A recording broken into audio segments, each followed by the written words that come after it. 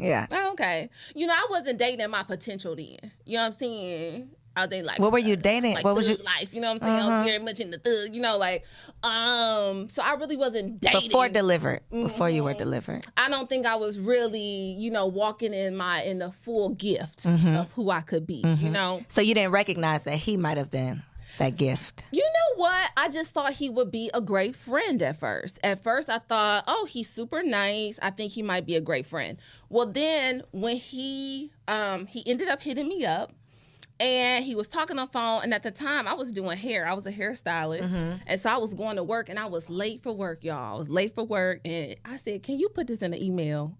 I was like, "Can you put this in the email, please?" Because I don't have the time. I can't talk right now. I'm like trying to get to work. I was standing in my kitchen. I will never forget it.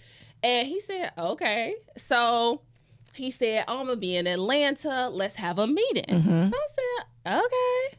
So he ended up coming to Atlanta, and we ended up, he made reservations. We went to dinner. He said, "Can we go to lunch?"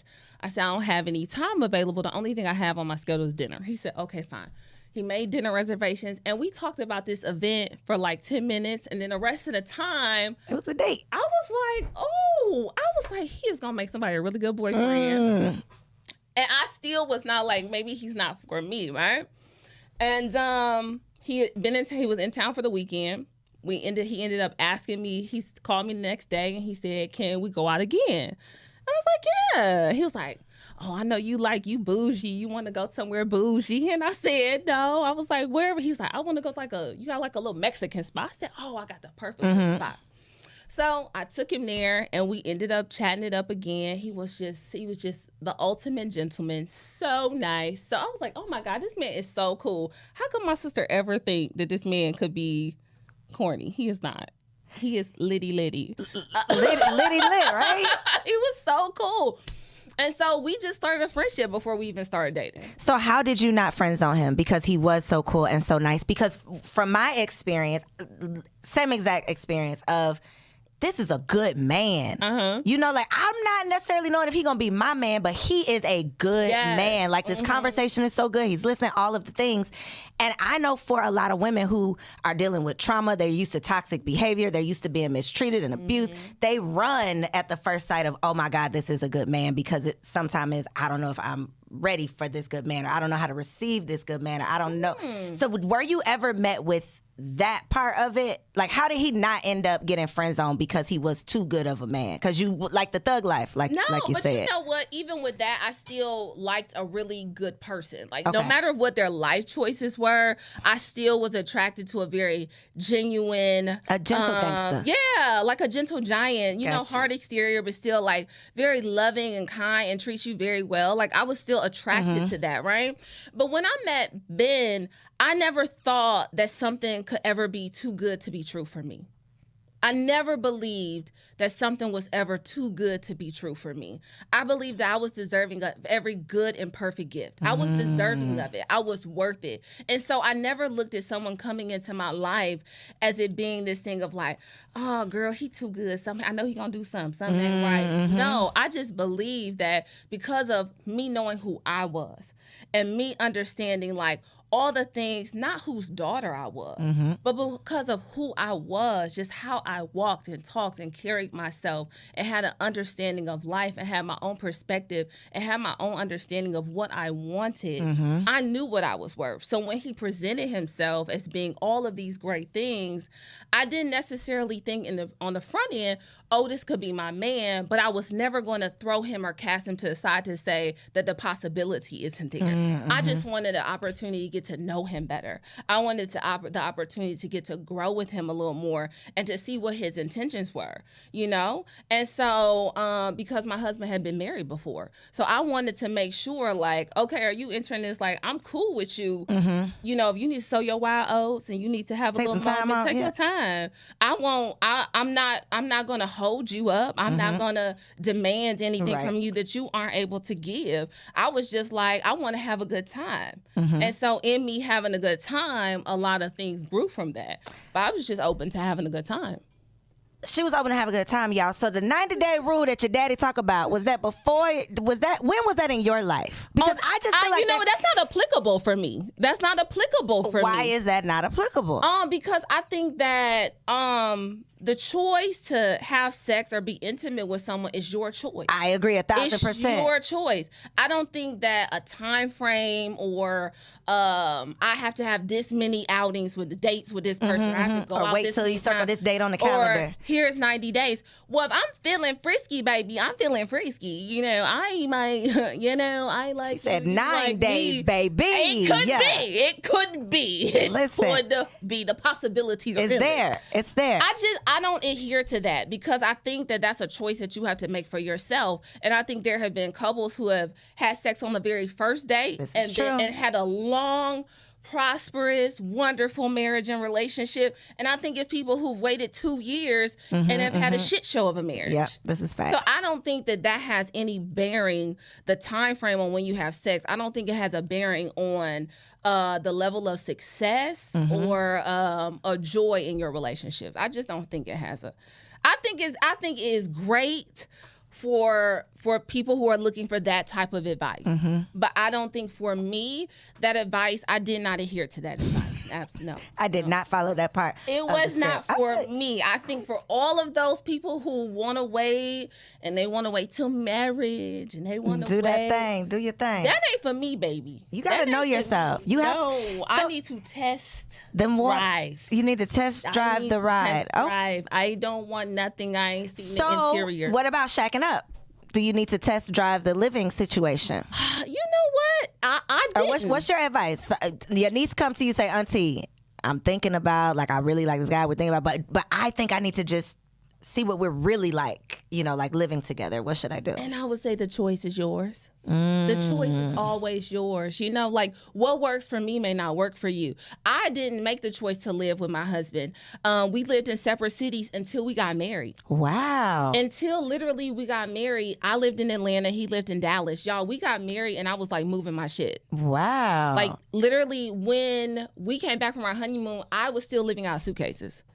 When I found out I was pregnant, I literally had my stuff was still in Atlanta. Okay, so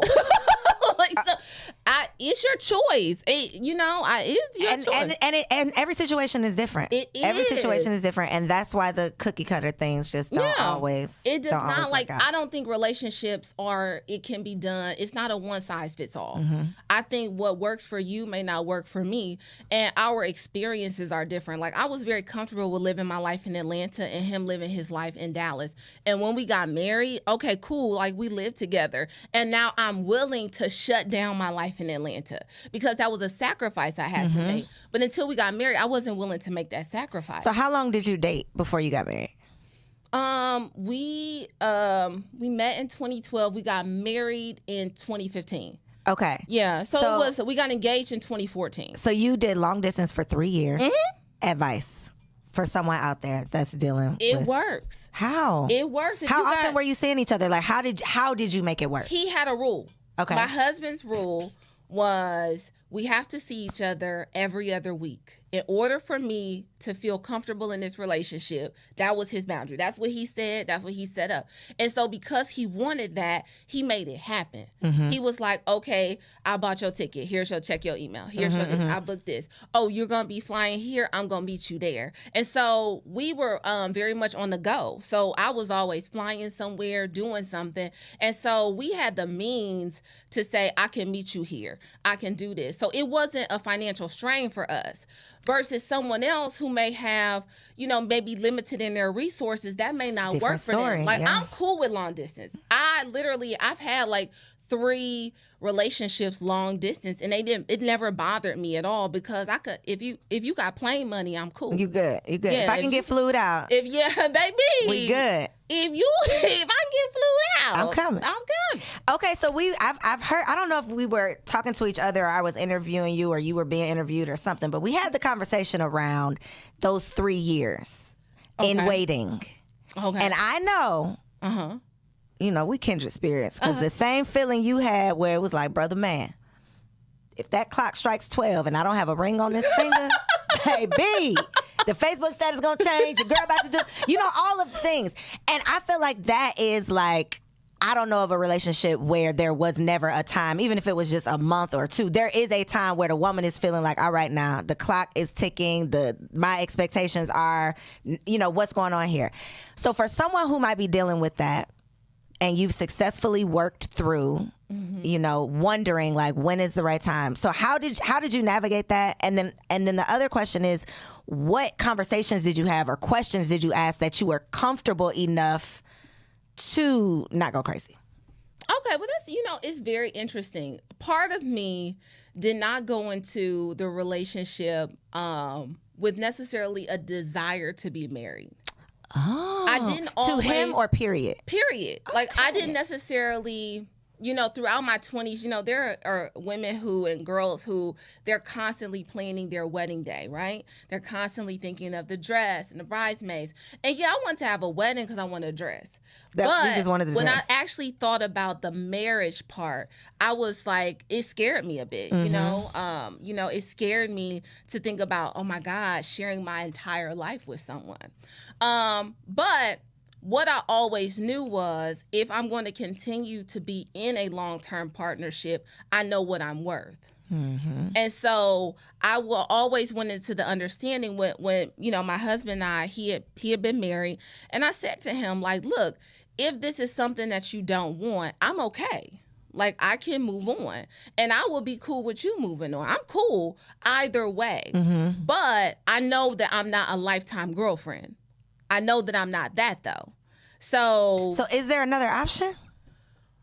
Well, shit, I don't know. People doing what they call it when you live together with someone. Why is the word escaping me? Common law? Common law. I mean, people do common law. They do all sorts of things. Some people don't have the desire to be married. So when I was like, okay, well, I'm not necessarily looking for marriage, right? And I remember I had this comment. Oh my God, it was so funny. So we were standing outside of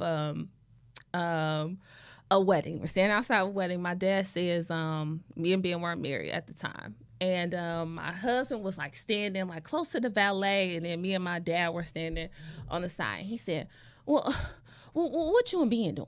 What you and Ben doing? And I said, what you mean? He's like, what? I mean, how long y'all gonna keep this up?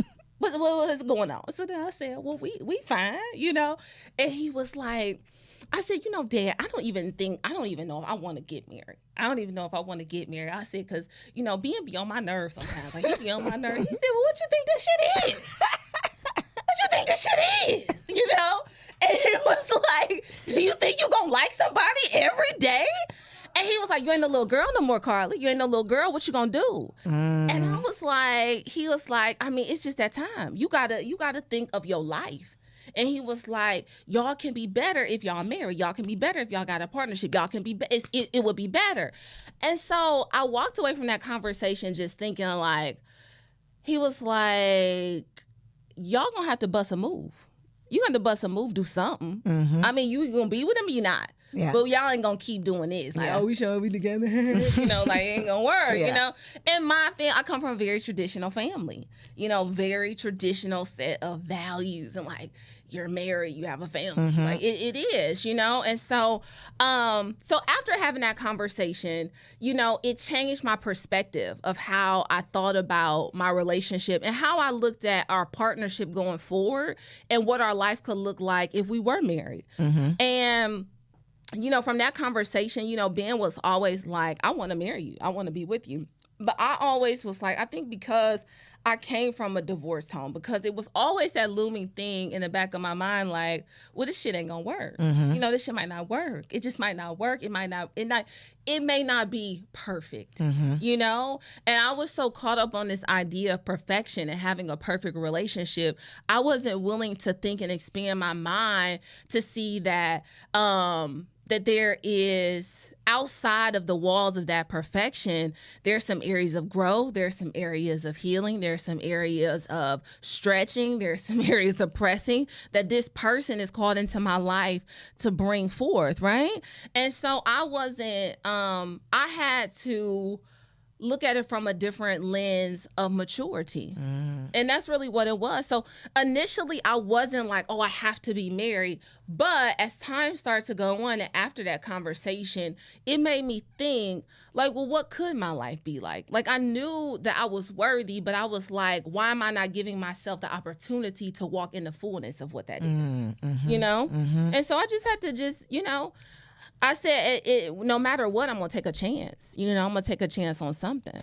So you mentioned, coming from a very traditional family. I feel like we don't put enough weight and we don't do enough thinking about like our roots, like where we came from, what we were raised to believe, what we saw, what we witnessed, what we experienced, all of those things, and how that's impacted the decisions we've made so far. Yes. So if you come from a traditional family who historically, everybody's gotten married, you do things in a specific order. Yeah, they got married and divorced though, like, okay, let's be clear. Okay. But the intention was there though. The intention was there. The intention was right? there. So that could bring pressure in a good way or a bad way because you think you have to live up to the standard. So that could lead you to not even attempting because I can't live up to what my family has done. Or you come from the family that has no standards, no structure. They didn't even attempt to do the things. And then that can impact you positively or negatively because you're like, I'm going to do things the opposite of what they did, or this is all I have to do because this is all that I know. So do you feel like coming from a traditional family, coming from a public family, coming from your family, how do you feel like you have to put up with like a perfectionist air of perfection? Like, I have to appear perfect because of this standard that other people may be holding me to. Oh, wow. Oh, my goodness. It took me a lot to get around about to that question, but we got there. Yeah, I think that there is a standard. Because we have been under the microscope at times, there is a way in which that they, think that your life is, they think that it's one way. Like, oh my God, they are like the perfect blended family. They are perfect. Look at them. They show up. Everyone's smiling. Everyone looks great. Oh my God, look at her dressed so nice. Oh, look at her. Yeah. But I think under all of that, I think it showed me that I can still show up as myself though, and that comes with flaws. That comes with not always saying things the way in which someone else would say them or deem it like, oh, that's right. That's the right way. I say a lot of things that can be like, oh, well, that stung a little bit. Wow. Ooh. That had a little heat to it, but I think coming from my family, it shaped me in a way. Like, even with my mother and my father, my father is very public and very famous, but my mother, and he's taught me so many things, but so has my mother. My mother taught me nurture. She taught me love. She built my confidence and my self-esteem. She told me all the things that I was capable of. We couldn't even say can't in the house. We couldn't grow up saying, I can't do that. She's like, yes, you can. And you don't say can't up in here. But also, it showed me the things that I wanted in a relationship and the things that I didn't want in a relationship.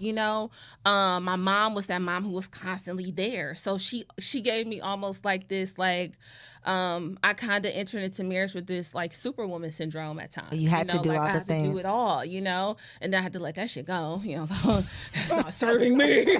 But then, like my dad, he showed me like that hard work and like, nothing is unobtainable, right? But then I also learned what I wanted in a partner from that. Like my dad is very like, you take care of your family, you do things this way, you are a protector and provider, you do that. And so I saw that and said, oh, that's what I want. I want, you provide? Yes. And you can protect? Yes. Okay. Right? I went into it like that. But also not having my dad showed me like I wanted someone who was going to be there in the trenches of life, with the day-to-day, not just the provider part of it, but the emotional providing of it, the part that aches and yearns for love, attention, affection, all of those things. That showed me that part because it taught me like, I never was hungry for food, but I was starving for attention. I was never hungry for food, but I was starving for time. I was starving for attention. And so both have its effects, like, yeah, hunger pains, those are real. That's immediate. You feel that. But like, the effect of the not having the attention, well, that's like an earthquake. You feel the tremors long after. You know, there's an aftershock. And so I wanted to have a relationship where the person, my partner, could be provider, protector, and present, but also present. Like, I needed that part. I needed the part that was there because I'm not a single mom.